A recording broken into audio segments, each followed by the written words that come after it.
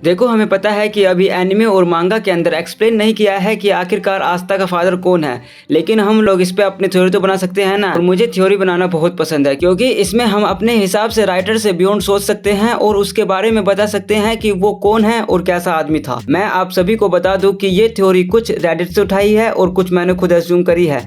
तो चलो वीडियो की शुरुआत करते हैं। तो गुरु लोग, मेरे पास आज 3 थ्योरी है और तीनों की तीनों थ्योरी बहुत ही दमदार है और तीसरी वाली तो आपका दिमाग खोल के रख देगी कि भाई ऐसा कुछ भी हो सकता है। अपनी फर्स्ट थ्योरी को एक्सप्लेन करने से पहले मैं आप सभी को आस्था की मोम के बारे में बता देता हूँ कि उसके पास कौन सी मैजिक एबिलिटी थी। मैं आप सभी को बता दूं कि आस्था की मदर के पास कोई भी ऐसी वैसी चीज की एबिलिटी नहीं थी। उसके पास माना और लाइफ फोर्स दोनों को एब्जॉर्ब कर लेने की टेक्निक थी और ये सब ऑटोमेटिक होता था। लिचिता चाहे और या ना चाहे सामने आने वाले व्यक्ति की वो लाइफ फोर्स और माना दोनों को एब्जॉर्ब कर लेती थी। इसलिए मैं बहुत ज्यादा कंफ्यूज हो रहा हूँ और अगर आप भी कंफ्यूजन में हो तो कमेंट करके बताना, मुझे पता चल जाएगा कि तुम्हें भी किसी की परवाह है। थैंक यू भाई मेरा साथ देने के लिए। थ्योरी स्टार्ट करने से पहले मैं आप सभी को यही कहूंगा कि अगर आप नए हो तो चैनल को सब्सक्राइब कर देना और हाँ, उस घंटे को भी बजा देना। चलो मैं अपनी फर्स्ट थ्योरी को एक्सप्लेन करता हूँ। हम सब ने बहुत सारी थ्योरी सुनी है जूलियस आस्था का फादर है और मेरी थ्योरी भी इसी से स्टार्ट होती है कि जूलियस नोवाक्रोनो आस्था का फादर है। लेकिन इस थ्योरी की एक्सप्लेनेशन जरा हटके है। हम सबको पता है कि जूलियस अपने बॉडी की सेकंड सोल है। फर्स्ट सोल है लूसियस और लूसियस का मैजिक है सोल। अब आप सभी कहेंगे कि डिकोडर भाई, पर हमें तो एनिमे में जूलियस के मैजिक को दिखाया है और वो टाइम मैजिक है।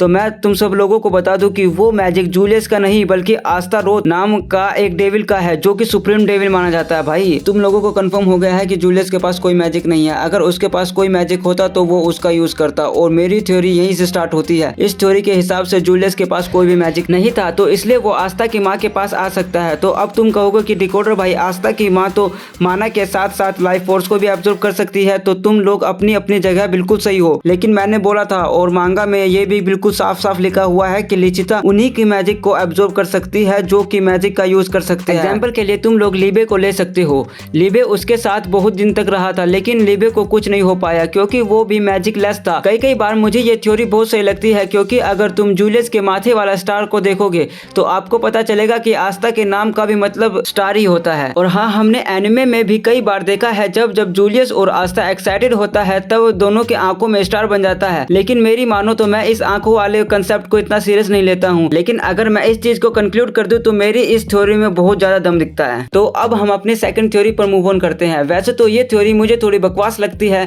लेकिन मैं फिर भी तुम्हें बताऊंगा और तुम्हें सुनना पड़ेगा। इस थ्योरी के हिसाब से आस्था की मदर ने जिन भी लोगों का माना को एब्जॉर्ब किया है उनकी मदद से उसने आस्था को बर्थ दिया है और वो भी वर्जिन रहते हुए। इस थ्योरी में मजे वाली बात तब शुरू होती है जब ये लीबे के बर्थ को लेकर कुछ एक्सप्लेन करती है। तुम लोगों ने ब्लैक क्लोवर को ध्यान से देखा हो तो तुम्हें पता होगा कि डेविल्स का जन्म कैसे होता है। मांगा में हमें ये क्लियरली बताया गया है कि जितना ह्यूमंस अपने अंदर हेट्रेड की भावना को डेवलप करेगा उतने ज्यादा डेविल्स पैदा होते रहेंगे। तो गुरु लोग, थ्योरी के हिसाब से ये कहा गया है कि लिचिता को अपने मैजिक से बहुत ज्यादा हेट करा करती थी। वो इस मैजिक की वजह से किसी भी बिंग के पास नहीं जा सकती थी। तो इसी हेट्रेड के कारण अंडरवर्ल्ड में लीबे का जन्म होता है और शायद मेरे हिसाब से यही रीजन है कि लीबे मैजिक लाइफ पैदा हुआ था क्योंकि वो जिस हेट से पैदा हुआ था वो ही मैजिक है।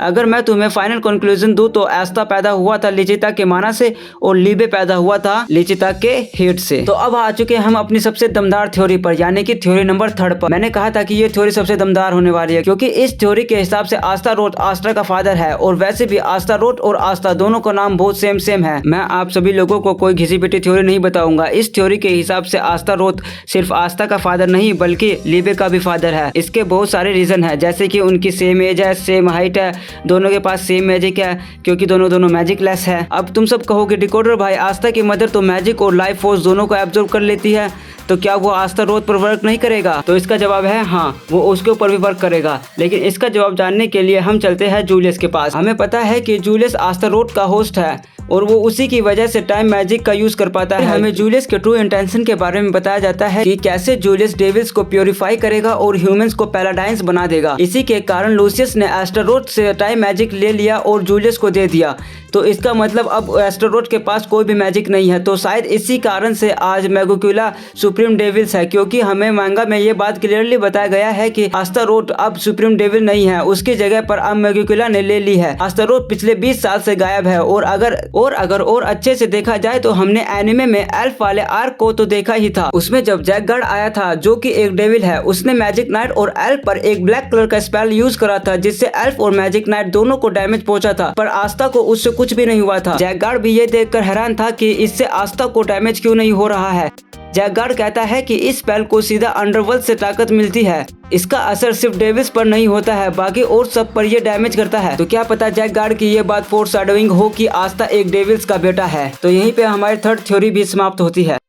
वैसे एक और थ्योरी थी, जब ल्यूसियस आस्तारोथ से उसका मैजिक ले लेता है और आस्तारोथ को 2 भागों में बांट देता है, जिसमें से एक भाग आस्था और दूसरा भाग लिबे का होता है, और ये दोनों ही मैजिक लेस होते हैं। लेकिन छोड़ो, चलते हैं, वीडियो को खत्म करने का टाइम आ गया है। Okay bye. हाँ, लाइक और सब्सक्राइब करना मत भूलना।